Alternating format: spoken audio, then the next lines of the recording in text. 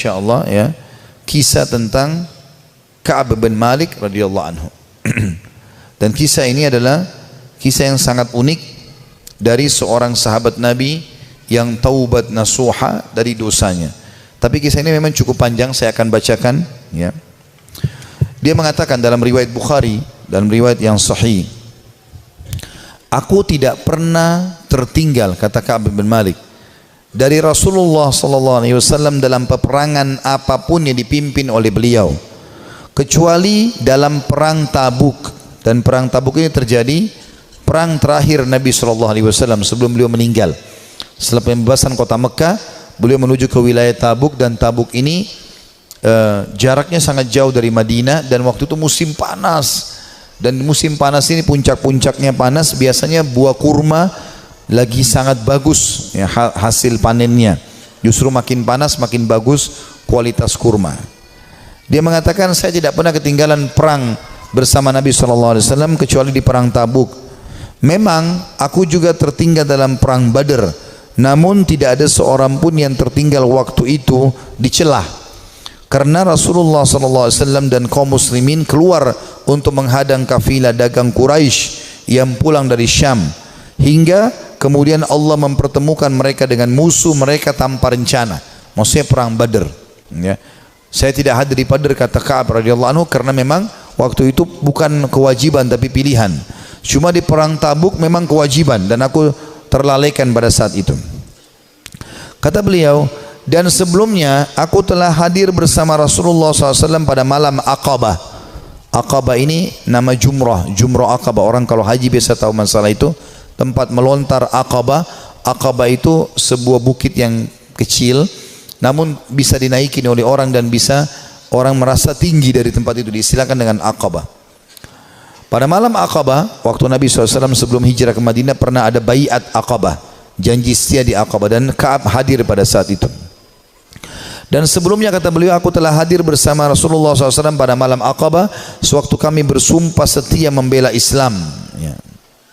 Dia mengatakan, dan kehadiranku di malam itu tidak bisa digantikan dengan perang Badr, walaupun perang Badr lebih dikenang di tengah orang-orang daripada baiat Aqabah atau janji setia di Aqabah.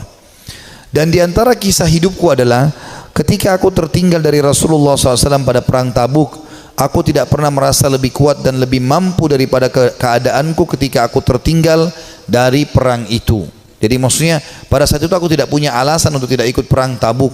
Waktu itu Nabi SAW mewajibkan semua laki-laki yang kuat dan tidak punya udzur ya. Pada saat itu aku sangat kuat, belum pernah aku sekuat itu sebelumnya. Demi Allah, aku sebelumnya tidak pernah memiliki dua kendaraan, namun di perang itu aku memilikinya. Jadi selain fisikku kuat, aku juga memiliki 2 ekor kuda. Sebelumnya belum pernah aku punya 2 ekor kuda. Jadi aku sekarang lebih baik secara ekonomi. Rasulullah SAW tidak pernah menginginkan peperangan, melainkan beliau menyembunyikan daerah sasarannya dengan mengisyaratkan seolah-olah beliau menuju yang lainnya. Hingga pada perang itu Rasulullah SAW berperang menuju Tabuk dalam musim yang sangat panas dan menghadapi perjalanan yang sangat jauh menempuh padang pasir. Dan menghadapi jumlah pasukan yang sangat besar, beliau menjelaskan kepada kaum muslimin tentang urusan mereka yang sangat serius, agar mereka bersiap-siap dengan segala perbekalan mereka untuk menghadapi perang. Beliau menjelaskan kepada mereka arah mana yang hendak beliau tuju. Artinya pada saat itu Nabi SAW mewajibkan semua laki-laki, dan Nabi mengingatkan, ini yang kita datangi pasukan Romawi, jumlahnya sampai 250.000 personil. Jumlah sahabat itu sekitar 30.000 saja ya. Maka Nabi SAW ingatkan para sahabat waktu itu, orang-orang Islam, kata Ka'ab radhiyallahu anhu, yang bersama Rasulullah SAW sangat banyak, dan mereka tidak didaftar dalam buku induk, atau maksudnya buku induk negara ya. Ka'ab berkata, melanjutkan, maka hampir tidak ada yang ingin absen dari perang, kecuali dia menduga bahwa hal itu tidak akan diketahui selama tidak ada wahyu yang Allah jelaskan atau turunkan. Rasulullah SAW lalu berangkat ke perang itu ketika buah-buahan sedang masak dan pohon-pohon menjadi rindang. Ya, perlu kita ketahui penduduk Madinah, kebetulan Ka'ab juga orang Madinah, pendapatan utama mereka adalah kurma. Pendapatan utama mereka adalah kurma. Dan pada saat itu musim panas dan puncak-puncaknya kurma akan panen. Sekitar 2-3 hari lagi akan panen, tiba-tiba Nabi SAW bilang jihad, sekarang kita harus keluar. Maka ini ujian yang sangat luar biasa. Beliau mengatakan Rasulullah SAW berangkat pada perang itu ketika buah-buahan sedang masak dan pohon-pohon menjadi rindang. Maka aku lebih cenderung kepadanya, kepada hasil panen. Rasulullah SAW dan kaum muslimin yang bersamanya sedang berkemas-kemas, dan aku pun segera pulang untuk bersiap-siap bersama beliau. Tapi setelah aku pulang, aku tidak melakukan apa-apa. Aku berkata dalam hati, aku bisa melakukannya kapan saja aku mau. Begitulah keanggapan terus menginjergapku, hingga orang-orang terus berbenah dengan serius. Maka pada pagi harinya Rasulullah SAW dan kaum muslimin bersamanya berangkat menuju perang. Sementara aku belum melakukan persiapan apa-apa. Kemudian aku beranjak lalu kembali tapi tanpa melakukan apa-apa. Hal itu membuat akhirnya aku tidak berangkat dan aku tertinggal. Dan aku bertekad akan menyusul mereka ya pada saat tiba di sore hari. Dan seandainya saja aku lakukan itu, maksudnya menyesal, coba aku lakukan ya. Namun kemudian hal tersebut tidak ditakdirkan untukku. Maka ketika aku keluar ke tengah manusia setelah keberangkatan Rasulullah SAW, aku merasa bersedih karena aku tidak melihat seorang panutan untukku kecuali laki-laki yang tercelah karena kemunafikannya, atau orang yang diterima uzurnya dari Allah SWT dari kalangan orang-orang yang lemah. Rasulullah SAW tidak menyebut-nyebutku hingga beliau sampai di Tabuk. Beliau bersabda sambil duduk di tengah pasukan Tabuk, apa yang dilakukan oleh Ka'ab bin Malik? Maka salah seorang dari Bani Salamah berkata, wahai Rasulullah, dia tertahan oleh pakaian burdahnya dan sibuk melihat kedua sisi tubuhnya. Maksudnya dia tidak ada uzurnya untuk tidak keluar bersama anda. Maka Muadz bin Jabal berkata kepadanya, sungguh buruk apa yang telah kamu ucapkan. Demi Allah ya Rasulullah, kami tidak mengetahui apa yang ada padanya melainkan kebaikan. Jadi Muadz di sini membela Ka'ab, mengatakan dia orang baik ya Rasulullah. Maka Rasulullah SAW diam. Tak kala beliau dalam keadaan seperti itu, tiba-tiba beliau melihat dari kejauhan seorang laki-laki yang mengenakan pakaian putih yang terlihat bergerak terombang ambing oleh fata morgana. Maka Rasulullah SAW bersabda, orang itu adalah Abu Haythama. Ternyata benar dia adalah Abu Haythama al-Ansari, orang yang bersedekah dengan satu sak kurma ketika dicela oleh orang-orang munafik. Jadi pada saat Nabi SAW menyuruh orang-orang untuk berinfak ya, untuk perang Tabuk, orang-orang munafik hadir di situ, tapi orang munafik tidak berinfak. Mereka cuma mencaci maki saja ya. Ada orang yang datang membawa satu kain besar berat, diangkat jatuh dikasih kepada Nabi SAW. Orang-orang munafik mengatakan riya. Lalu Abu Haythama ini datang radhiyallahu anhu membawa cuma satu keranjang kecil, satu piring kecil kurma, isinya cuma 3-4 butir kurma. Lalu dihidangkan, ya Rasulullah, ini buat jihad di jalan Allah. Maka orang-orang munafik juga menghina Abu Haythama sambil mengatakan, ya untuk apa ini? Mau diapakan dengan 3-4 butir kurma? Tapi akhirnya Allah Subhanahu Wa Taala memuji karena infaknya itu. Ka'ab berkata, tak kala sampai berita kepadaku bahwa Rasulullah SAW telah pulang dari Tabuk, kesedihanku datang lagi. Aku mulai mengingat dusta dan berkata, aku ingin berdusta dan berkata, dengan apa? Aku mengingat dusta dan berkata, dengan apa bisa lolos? Dengan apa aku bisa lolos dari kemurkaan beliau besok? Untuk itu aku meminta bantuan kepada semua orang cerdik pemikiran dari keluargaku. Maka tak kala diberitahu bahwa Rasulullah SAW telah mendekati Madinah, hilanglah dariku segala pikiran yang batil, hingga aku benar-benar mengetahui bahwa aku tidak akan selamat dari beliau dengan apapun selamanya. Maka aku bertekad untuk bersikap jujur kepada beliau ya. Rasulullah SAW tiba pada keesokan harinya, dan biasanya apabila pulang dari safar, beliau memulai dengan masjid. Dan beliau sholat 2 rakaat, kemudian duduk di hadapan orang-orang. Ketika beliau melakukan demikian, orang-orang yang tidak ikut perang mendatangi beliau untuk menjelaskan uzurnya dan bersumpah kepada beliau. Mereka bersumpah, mereka berjumlah kurang lebih 80 orang yang tidak ikut berperang di perang Tabuk. Maka beliau menerima lahir mereka, membaiat mereka dan memohon ampun untuk mereka, serta menyerahkan rahasia mereka kepada Allah Subhanahu Wa Taala. Hingga aku datang, tak kala aku mengucapkan salam, beliau tersenyum dengan senyuman orang yang marah. Kemudian beliau berkata, kemarilah. Aku datang berjalan hingga aku duduk di hadapan beliau. Beliau sallallahu alaihi wasallam berkata kepadaku, kata Ka'ab, apa yang membuatmu tidak ikut serta dalam perang Tabuk? Bukankah kamu telah membeli kendaraanmu, adat kudamu? Ka'ab berkata, aku berkata, wahai Rasulullah, sesungguhnya aku demi Allah, seandainya aku duduk di hadapan orang selain Anda dari penduduk dunia, pasti aku yakin bahwa aku akan lolos dari murkahnya dengan sebuah alasan, karena aku telah diberi kemampuan untuk berdebat.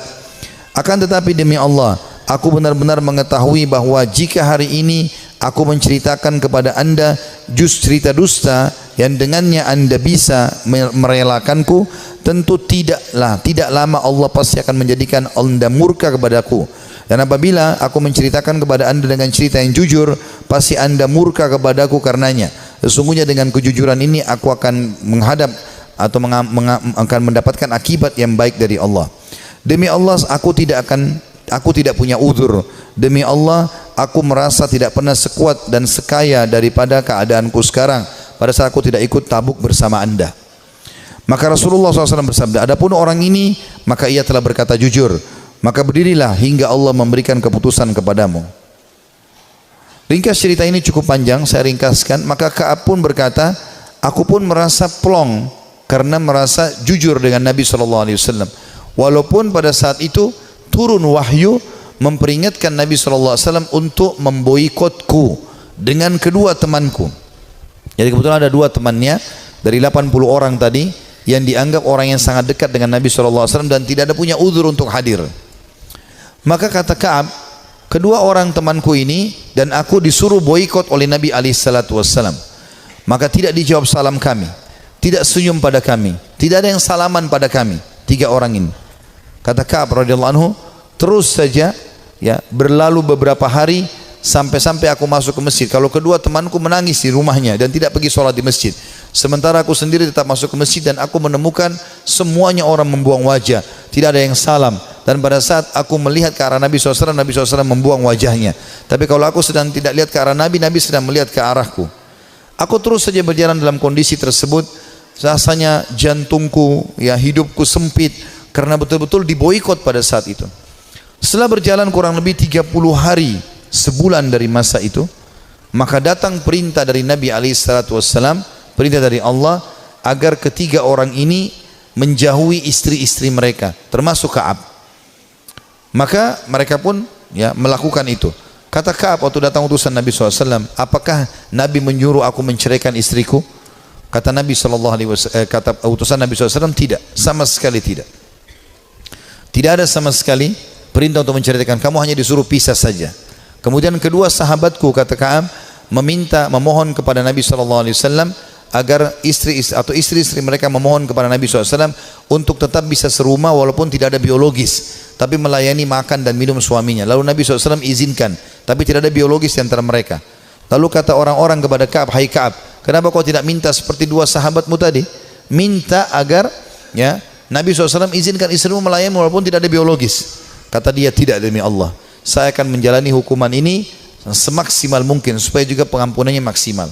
Kata Ka'ab, dalam kondisi seperti itu, satu Madinah memboikot, istriku juga tidak boleh serumah denganku, maka aku menemui seseorang yang datang dari luar Madinah lalu teriak-teriak sambil mengatakan, mana Ka'ab bin Malik, mana Ka'ab bin Malik. Begitu aku melihat orang tersebut, aku mengatakan aku Ka'ab. Orang itu menyerahkan sebuah surat yang ternyata dari Raja Ghassan, seorang raja yang kafir kepada Allah Subhanahu wa taala, yang memang memusuhi Nabi SAW. Maka dia mengatakan, telah sampai dari Raja Ghassan kepada Ka'ab bin Malik, telah sampai kepada kami bagaimana sikap perilaku sahabatmu itu, ya Nabi SAW memboikotmu. Maka kalau kau datang kepada kami akan muliakan kamu, kami akan berikan kamu kedudukan, ya datanglah kepada kami. Maksudnya disuruh murtad, tinggalkan agama Islam, datang kepada Ghassan. Maka kata Ka'ab, demi Allah ini cobaan yang lain, aku akan bersabar. Lalu dia membuang dan membakar surat tersebut. Berjalan waktu, kata Ka'ab, saya terus aja datang ke masjid, aku datang ke masjid sholat, dan tetap saya tidak bisa buat apa, dan rasanya dada ini sudah sempit luar biasa. Sampai puncaknya di hari ke-50. Di hari ke-50. Setelah 50 hari kami diboikot, dan aku kebetulan lagi ada di depan rumahku, baru selesai mengerjakan sholat duha, kemudian tiba-tiba turun wahyu kepada Nabi SAW menerima taubat kami bertiga. Maka dua orang sahabat Nabi dan aku tidak bisa melupakan itu, ya. datang dan mereka berlumba-lumba, yang satu menunggangi unta, yang satu berlari. Saking gembiranya ingin menyampaikan berita gembira kepada Ka'ab. Maka dua-dua berlari, karena yang naik kuda lebih cepat, maka yang di atas, yang sedang berlari pakai kaki, ya itu naik ke atas pohon kurma lalu teriak dari jauh, wahai Ka'ab, terimalah berita gembira, terimalah berita gembira dari pertama atau dari semenjak kau dilahirkan oleh ibumu, semenjak kau dilahirkan oleh ibumu, sesungguhnya telah turun wahyu Allah menerima taubatmu. Maka kata Ka'ab, aku belum pernah merasa bumi sesempit itu sebelumnya, dan aku belum pernah merasakan bumi seluas itu setelahnya. Artinya sebelum datang berita gembira ini, bumi sangat sempit rasanya, dadaku sempit, semuanya jadi susah hidup ini. Tapi setelah sampai berita gembira ini, aku pun bahagia ataupun tentram, dan aku merasa luar biasa. Saking gembiranya aku membuka bajuku dan aku memberikan kepada pemberi berita gembira tersebut. Aku pakai baju lain, aku datang kepada Nabi SAW. Aku menemukan para sahabat tersenyum, bersalaman denganku, menyampaikan berita gembira, dan aku sangat terharu. Orang-orang pada menangis. Aku menemui Nabi SAW, lalu Nabi SAW mengatakan, wahai Ka'ab, terimalah berita gembira dari pertama kau dilahirkan oleh ibumu. Kata Ka'ab, ya Rasulullah, aku telah mengambil pelajaran dan bersyukur kepada Allah, dan aku berjanji kepada anda, mulai hari ini aku tidak akan pernah berdusta selamanya, karena kejujuranku lah yang telah membuat Allah menyelamatkanku. Saudaraku si iman, kisah-kisah seperti ini, walaupun ini cukup panjang tadi disampaikan, karena memang ini kisah cukup panjang di dalam riwayat Bukhari, saya meringkaskan bagaimana orang-orang salafus saleh kembali kepada Allah Subhanahu wa taala. Yang paling penting, setelah kita kembali ke jalan Allah Subhanahu wa taala, sebelum ajal datang, karena kalau ajal datang kita akan menyesal. Kita akan berharap solat duha yang pernah kita tinggalkan 2 rakaat kita akan lakukan. Kita akan berharap kembali ke dunia senyum dengan seorang muslim lalu kita meninggal dunia. Kita berharap bisa menyedekahkan seluruh harta yang kita miliki. Kita berharap berbakti dengan kedua orang tua kita yang masih hidup. Kita berharap bisa berbuat baik dengan tetangga, dengan masyarakat, dengan siapa saja, karena semua itu akan ada nilai pahala yang di sisi Allah Subhanahu wa taala.